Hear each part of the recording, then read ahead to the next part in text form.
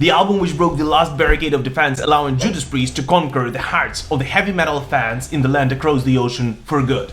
Released on the 17th of July in 1982, Screaming for Vengeance became the 8th studio album by the legendary UK heavy metal band Judas Priest. And so, just as we do with every Judas Priest album in the Defenders of the Faith series, let's take a look at some of the lesser known facts about the album which concluded the British band's invasion of the United States. Here you go.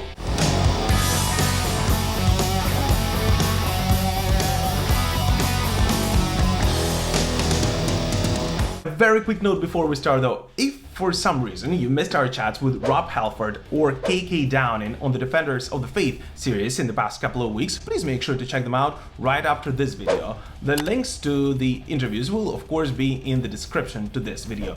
And also, please don't forget to click on that subscribe button with the bell notification so that won't happen again. Alright, let's do it.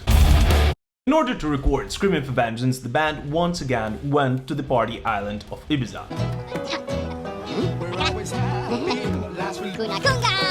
Both Rob and KK in their autobiography books remember that the band was fully aware that on the previous album, Point of Entry, which was recorded at the same location, the band might have, dropped the ball a little bit. Bro, what are you talking about, man? And again, drop the ball by their own standards. Point of Entry is still better than like 90% of the heavy metal albums released around that time. Deserts, plains.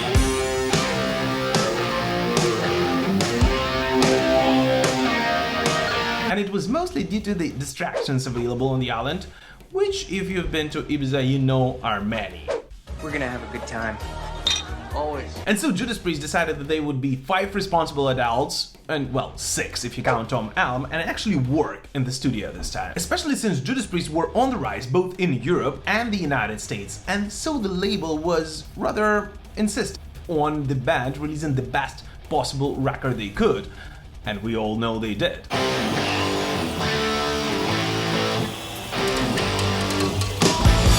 But don't get me wrong, Judas Priest still partied like crazy. They would just develop a partying schedule this time, working really hard a day and get absolutely hammered at night before going to Florida to finish the album. And that's where they found something that would change their lives forever. The legendary song You've Got Another Thing Comin was not supposed to be on this record, or any other record as a matter of fact.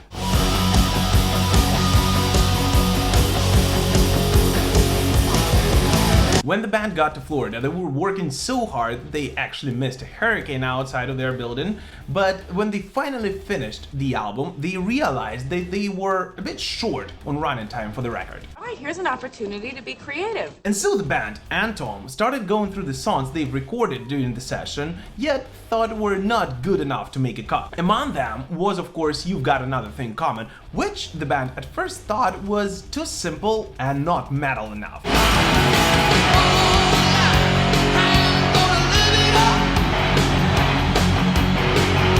On the second thought, they actually realized that it might be a good driving song, and since they had to include a song, they actually decided to go with You've Got Another Thing Comin.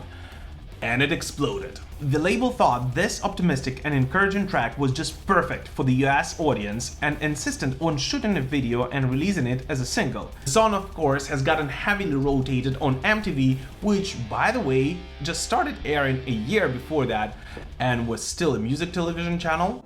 It cannot be. And the guys actually remember that anytime they would turn on the radio in the United States, it seems like the song would play there. Fun fact, according to Tom Allen, the version of the song we hear today on the record is actually the very first time the band was going through it with Dave Holland.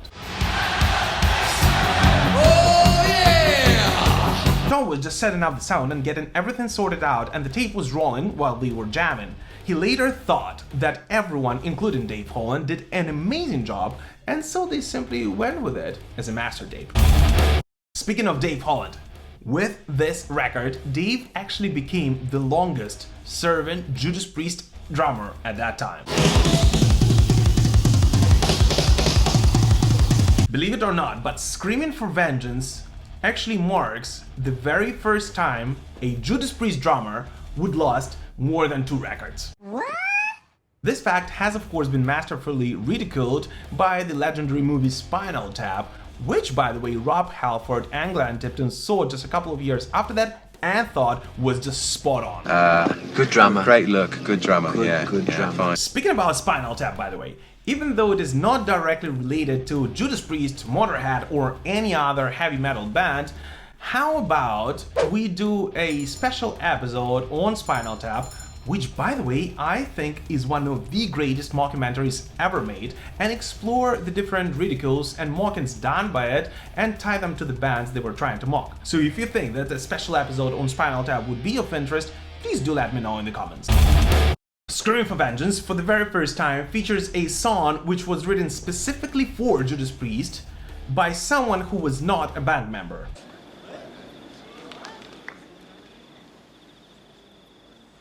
In other words, it is the first time the band invited a guest composer to write a song for them. Take These Chains was written by Bob Halligan Jr. and was released later on as the second single to the album in October of 1982, yet was never played on the consecutive tour, which is extremely weird because I don't think that there is any other Judas Priest single which was not played on tour which followed the album. And it actually had to wait for more than 30 years to be played live for the very first time, which happened in 2019. Speaking about the tour, since the band has gained enormous popularity in the United States, the label insisted that the tour would start over there. Hey, Memphis!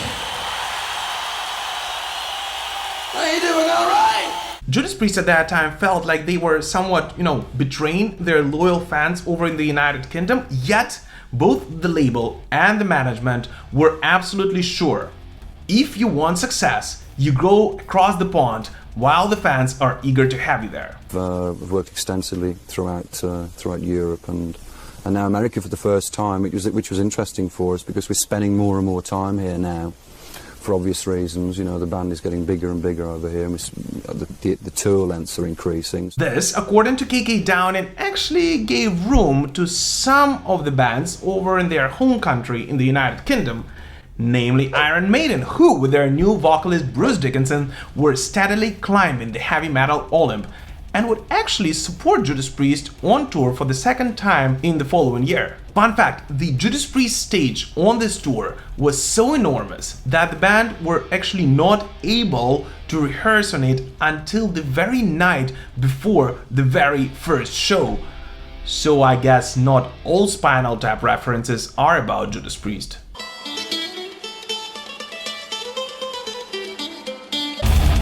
It is the first Judas Priest album artwork created by Doug Johnson.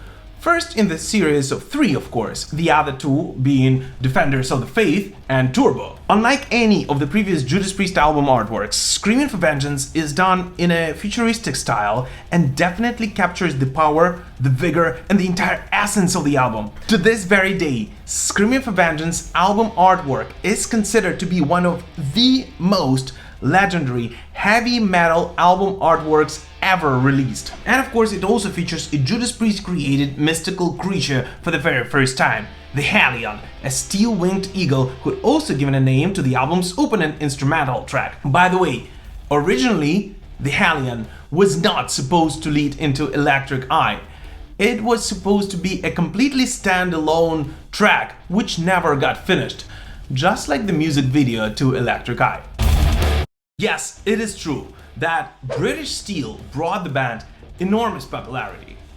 Yet it is Screaming for Vengeance who took it to an absolutely new level all over the world. This is Screaming for Vengeance!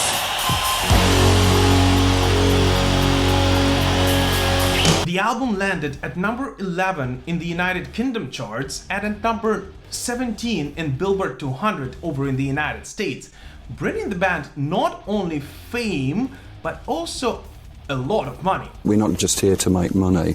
Well, to a certain extent, God, I'd be alive to say that I do want money. Everybody wants money. And while we're on topic, I think you guys all know that all I do on this show, I do purely out of my love for heavy metal. And of course I will continue doing it no matter what. Yet, if you like the show, if you like the Defenders of the Faith series, I just wanted to let you know that I finally created a Patreon page, and I would be extremely thankful if you spend a minute and check it out and consider helping me grow the Defenders of the Faith series into something bigger. There is a lot of need for us to improve the production, improve the sound, and so on and so forth, and I'll be extremely thankful if you spend a couple of minutes of your time, and hopefully a couple of bucks as well, to help me grow the Metal Pilgrim Show. Well, let's have a party. Coming back to the album though, I personally believe that there might be not even one single Judas Priest fan who absolutely hates Screaming for Vengeance. In my personal opinion, there is not even one single weak track on this record. But what I'd really like to find out is what you personally think about Screaming for Vengeance. When was the first time you heard the album, and which one is your favorite track? Is it You've Got Another Thing Comin, or Electric Eye, or one of the lesser known tracks from the record? Please let us know in the comment section down below. I'm very curious to find out which track do Judas Priest fans consider the strongest one from Screaming for Vengeance, and why. Write that down, write that down! As always, thank you so much for watching, guys, and keep rocking.